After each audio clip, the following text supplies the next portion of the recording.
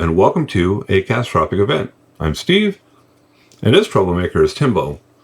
As the conflict between Russia and Ukraine and Israel and Iran heats up, our relations with China continue to sour, and numerous other potential problems spring up, having a backup form of communication should be on everyone's priority list.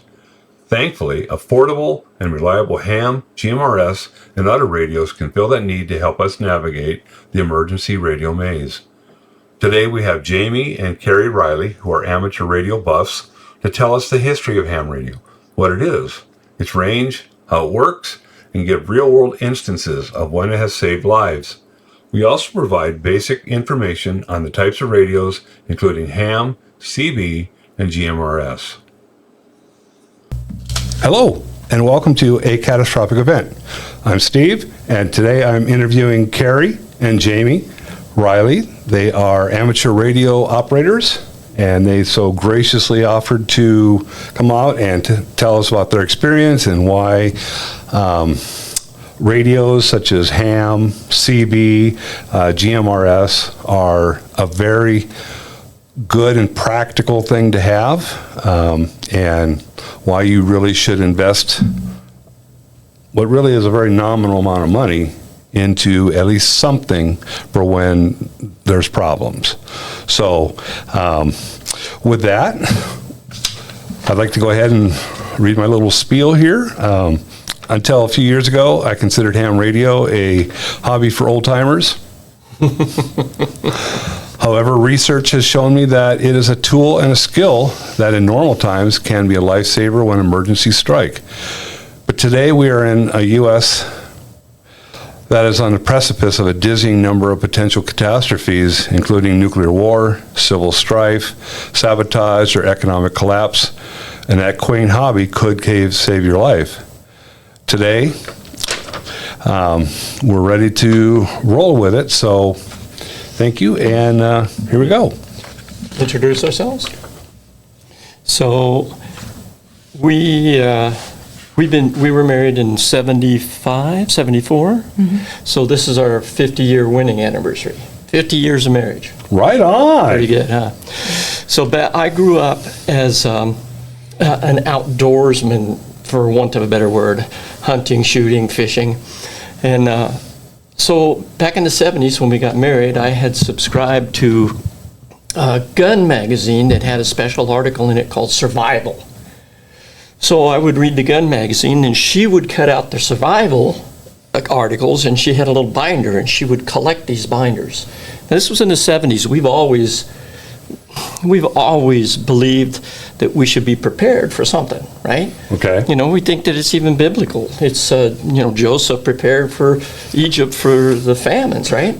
Yes. So we've always had that mindset, that frame of mind to be able to take care of ourselves in a situation. Well, that's a many-faceted thing, right? So we noticed over the years that whenever, like when Hong Kong's lease gave out and it was turned over to the Chinese government, one of the first things they did was shut down the cell phones. Right. Anytime a totalitarian government is oppressing its people, one of the first things it wants to do is limit the ability of communication. Right, exactly. Shut that door. They don't want anybody talking. So combine that with, we had some friends that were ham radio operators, and then we became involved in our church's security team, and all of this rolled into an interest in ham radio. And we took our license and we got licensed to operate on almost all the frequencies, and that's one of the things that they can't shut down. So there's different levels? Oh, definitely different levels. Here, you want to introduce yourself and then? Sure. I'm Kari, and like you said, we've always been interested in taking care of ourselves. Take care of yourself first, and then worry about whether or not somebody's going to come help you. So if you're taking care of yourself, then you're free to help others, and there's not that worry and concern. So ham radios fit nicely into that.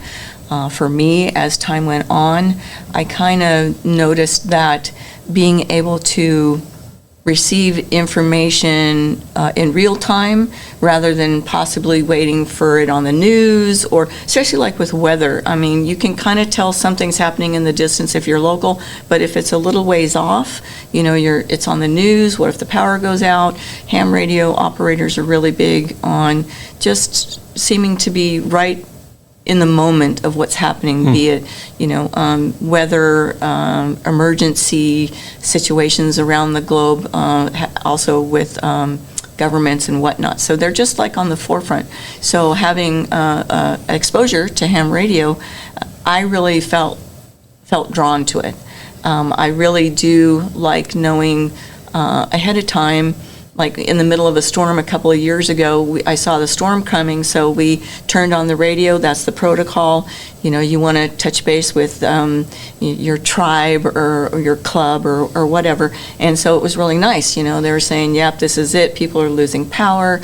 Make sure you have this, and this ready. So it was nice to reach out and hear others who I knew that were taking steps to prepare. And sure enough, that is also when the tree knocked out our transformer on our road for 3 weeks. So that was that same storm. It was pretty active. So for me, it's a comfort, and I think a lot of people feel that way, that they're not alone. Sure. Yeah. Technology can go away for a number of reasons. Yeah. Not just the government throwing a switch, a tree taking out a line, Yeah. right? Right. Yeah. Exactly. Yeah. Yep. It can throw you personally back into the Stone Age Yeah. without any problems at all. Yeah. I think one of the things I sense in that is an empowerment. I kind of hate that word because of whatever, but that's what it does. It gives you a sense of freedom. It gives you, I'm not limited to just what I can see around me. I can actually reach out to other people if I need help, if somebody else needs help, or if something's coming, they can alert me, they can, whatever. And so you're forming a community is what it sounds like. Yeah, it's a more one-on-one form of communication in emergencies, basically, and you can akin it to towns back in the day. And I think still in Oklahoma with tornadoes and whatnot, they have the sirens, right? 'Cause Right. not everybody has a ham radio, so a siren goes off, and that's the deal. And that probably there are ham radio operators in that respect in those communities as well. But it's the same thing. It's a personal way of being connected if something is happening. Right, because let's face the facts, cell phones could, if everything else is being hacked, which it is, I can't imagine the cell phones are immune to that problem. And, so again, having something like that could be the way to get yourself out of a problem. So let's start with the questions. And how long have ham radios been around? They've been around a while. I mean, in the beginning, I do have a note, so I'm going to read off of those. A gentleman named Marconi invented radio and is considered to be the first amateur to get on the air, and that was in 1901. And so it was with transatlantic communications. Before that experiment, Marconi adapted Heinrich Rudolf Hertz's theory that radio waves existed and constructed a communication system, and he constructed a communication system in the 1890s. So amateurs actually took to the airwaves in the early 1900s, and it was the first wireless club was formed at Columbia University in 1908. Wow. So it has been around a long time. There's Over always, a century. Yeah, and people do this because they just like to chat with each other, long distance, local, whatever. They just enjoy talking over the airwaves. You mentioned a gentleman by the name of Hertz. Isn't there something named after him, like megahertz or something like that? Is that? I think so. Yes, Yeah. it's a measurement. Yes. Yeah. So it's the sound. It travels in a sound wave at the speed of light, and everything is measured in metric. And I don't know why. All the measurements are all measured in metric. So a sound wave looks like a wave. It looks just like that. There's a crest and there's a trough. And the language of ham radio is the the measurement from the distance of the crest to crest is the band. So if it's 1 meter from the crest to crest, or if it's 2 meter from that crest to crest, that's a 2 meter band. And then the number of waves that pass by a given space in a second is the frequency. So if there's, say the frequency is, 420, what's a good frequency? 420. So it would be 420 of those waves would pass by a given point in a second. That's the frequency. And then the distance between the crest of the wave traveling at the speed of light, is the band. So if it's 8 meters from the crest of this to the crest of this, that is an 8 meter band. So what makes it a band? I mean, is it a certain amount of power? Is it? No, it's the distance between the top of the waves. That's all it is. So like if you want to communicate on 40 meter, okay, that's the band. The band that we're going to be on is 40 meter, and then you define a frequency. It's traveling at 300 million meters a second. It could go to the moon and back in less than 3 seconds. Wow. Yeah. That's some serious space trucking. So that's just the fundamental communication. It's a band, the band and the frequency. The frequency is a specific location, and the band is a group of frequencies. Wow. And the FCC gets to determine how many of those frequencies and bands and things like that. So as you get more into the different radios, there's ultra high, very high, and just high frequency. And so within those groups, there's different bands, different frequencies, and so that's determined by FCC.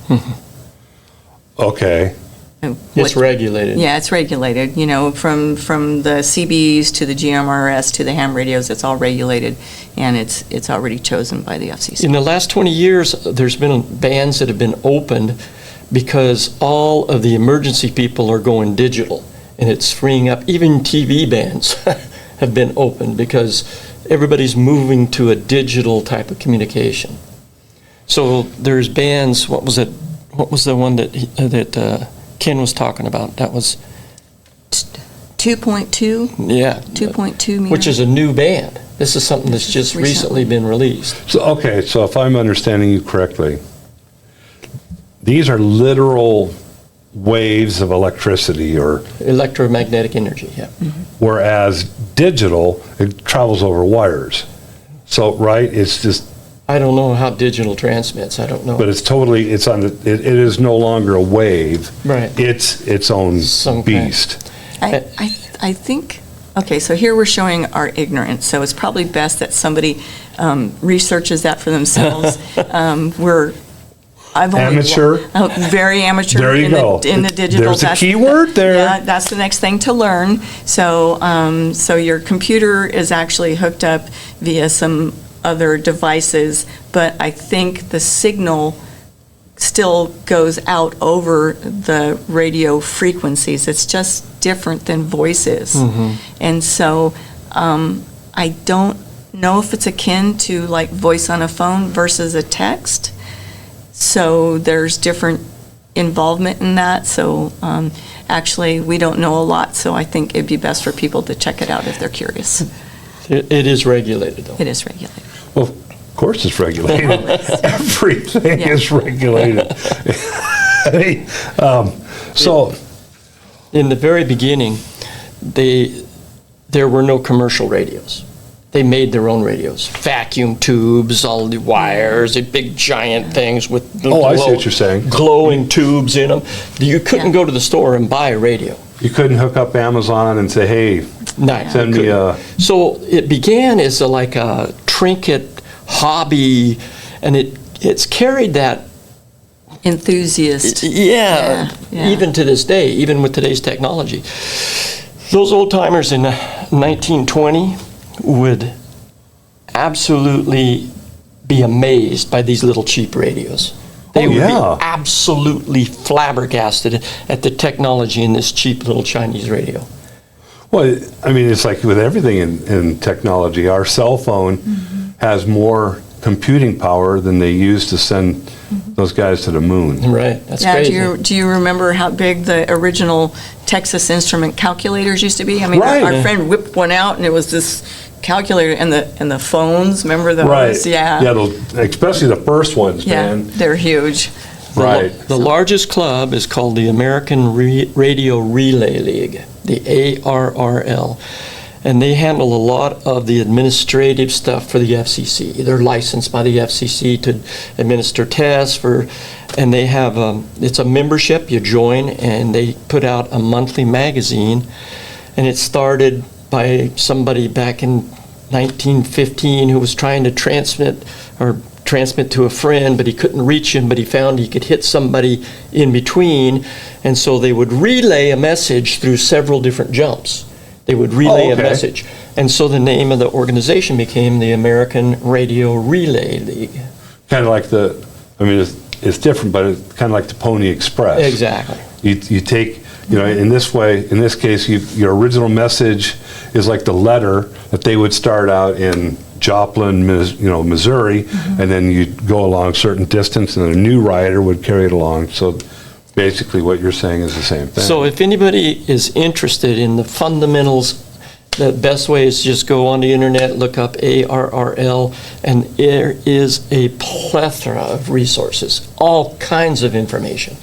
And they're very, helpful organization. I mean, a lot of information can be reached without any charge on their website, but then you can become a member and you become part of this elite group of people in the ham radio world. And they're there to help. Yeah, they're there to help. Yeah.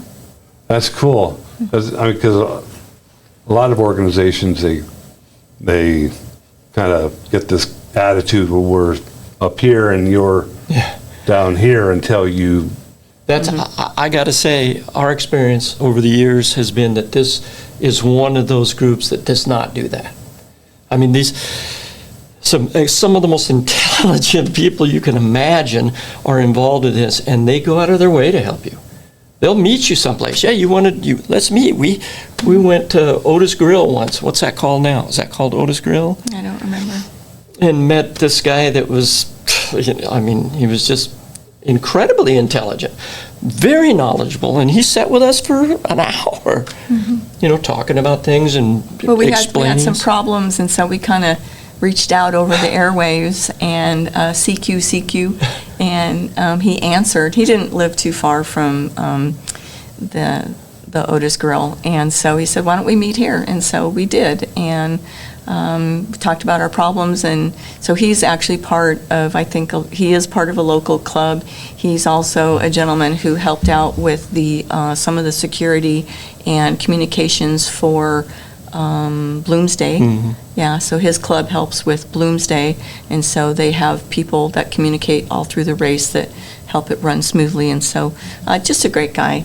And so there's several local clubs in the Spokane area for those who want to join, and some of them have a bit more interest in some competitions. Some have interest in and it's just like any other club, where like car clubs, you're more interested in hot rods versus collectibles versus four-wheel drives. Yeah, and so it's the same with Okay. some of the radio clubs. They have their preferences, but Spokane has several, and like you said, most everybody is just very helpful. You don't find very many elitists in this. No. And I'm assuming that because this is this would be a nationwide thing, so there'd probably be clubs in Everywhere. Seattle or Yeah. San Francisco or New York, Chicago, Yeah.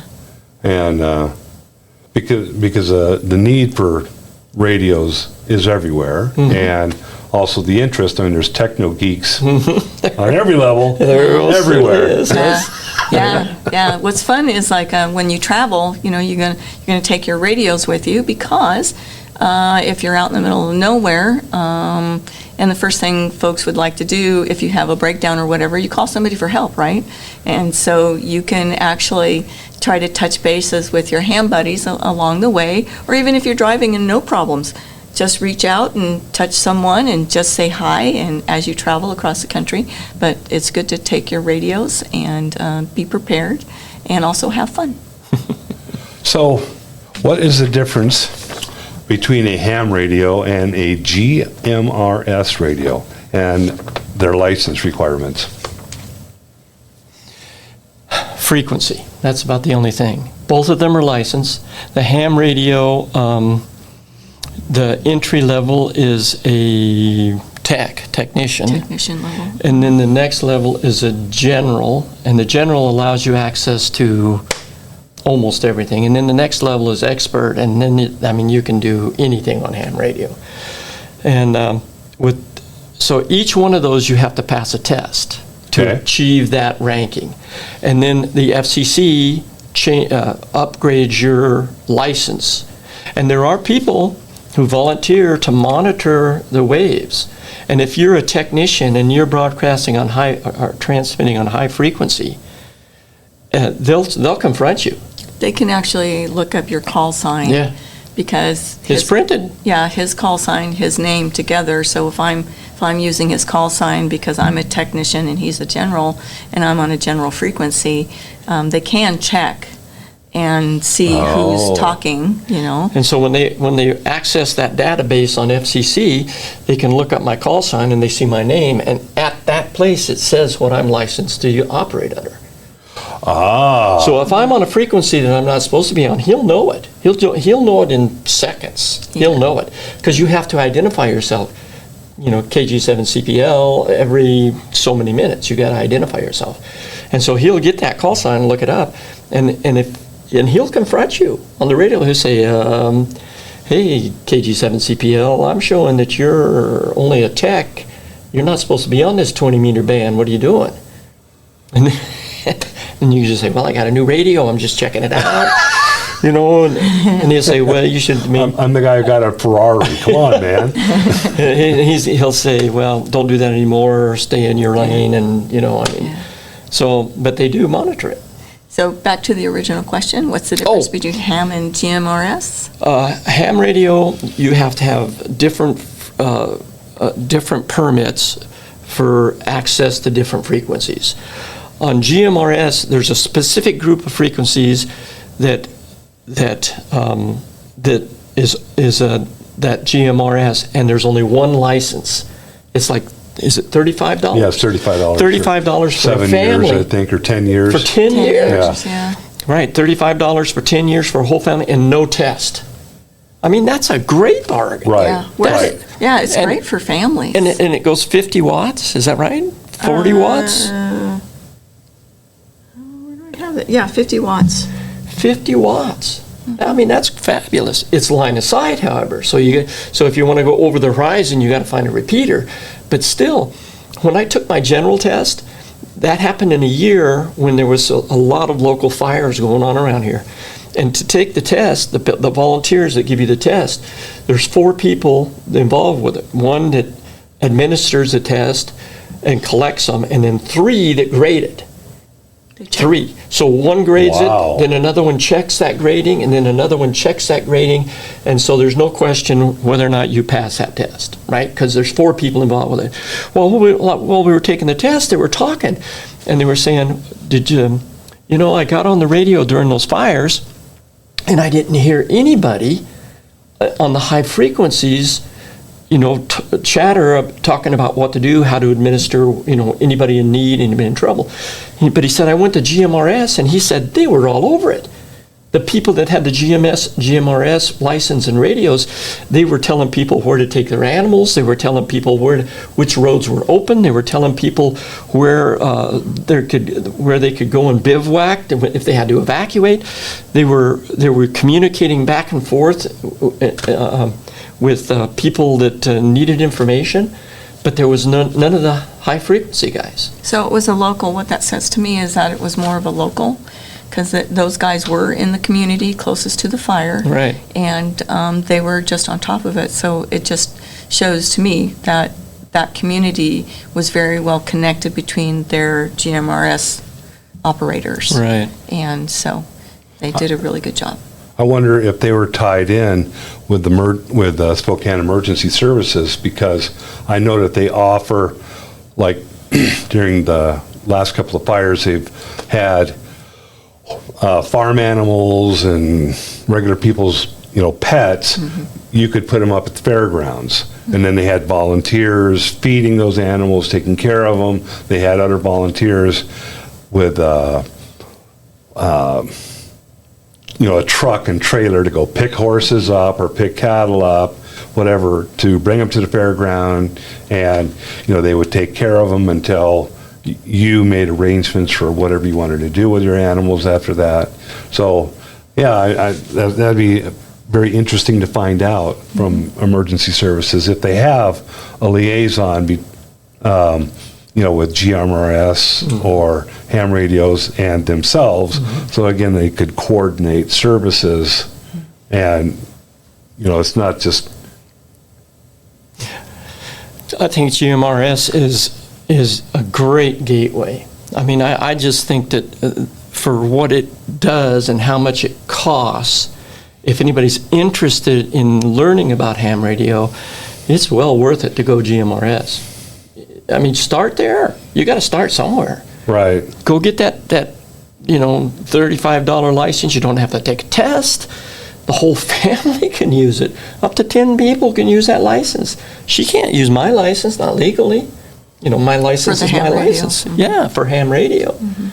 So we did go get a GMRS license, and because we would like to also operate on those airways as well. Also, if you have a ham license, you can't operate GMRS. Not technically, no, not legally. You got to get a license. You have to get a license. A GMRS license. So does your call sign different?